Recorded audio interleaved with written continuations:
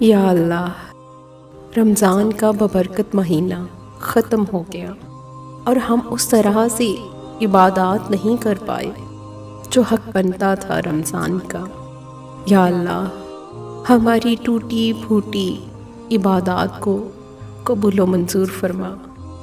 ہماری غلطیاں، کوتاہیاں، گناہ جو ہم سے سرزد ہو چکے ہیں معاف فرمانا، درگزر فرمانا۔ یا اللہ، ہم نہیں جانتے کہ یہ ببرکت مہینہ دوبارہ ہماری زندگی میں آئے گا یا نہیں۔